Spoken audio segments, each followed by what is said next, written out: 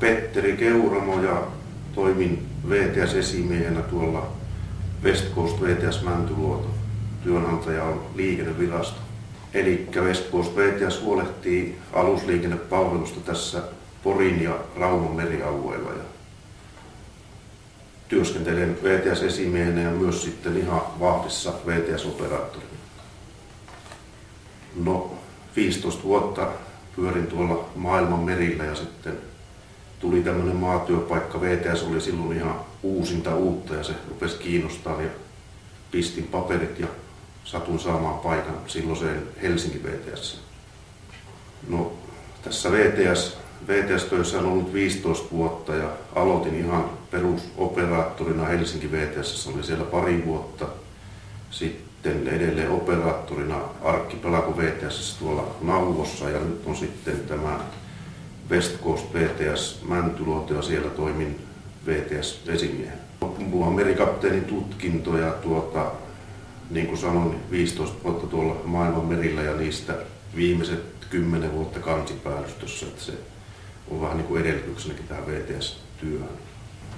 Tietysti tämmöinen merenkulun taidot, vähimmäisvaatimus näihin VTS-töihin on perämiehen kirja ja myös sitten tämmöistä vuorovaikutustaitoa ja englannin kieltä.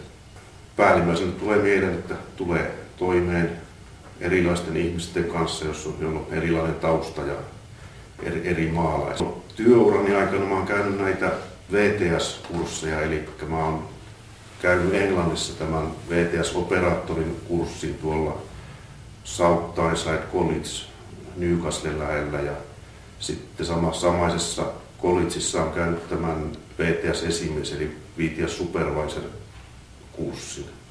Sitten on vielä siihen lisäksi tämmöinen on-job training instructor kurssi. Nämä on niin tämmöisiä työpuolesta. No, keskimääräinen työpäivä on vahtityötä, 12,5 tuntia pitkä vahti. Näitä ajetaan neljä peräkkäin, eli joko yövuoro tai päivävuoro ja siitä seuraa sitten 6 vapaata. Eli rosteri on meillä 4-6. Jokainen päivä on erilainen ja asiakkaat on erilaisia ja säätila on erilainen ja olosuhteet erilaiset. Se on semmoista vaihtelevaa loppujen lopuksi. Nämä yövuorot, niitä ei vanhemmiten aina jaksa, mutta kyllä nyt siinä menee vielä. Ei mitään, kannattaa lähteä. Mä en ole ainakaan pettynyt. Niin kannattaa kokeilla. Tässä on sitten, jos tulee valituksi, niin työssä oppimisen jakso, missä voi sitten jopa jättäytyä sitten pois, jos ei tämä tunnu oikealta tämä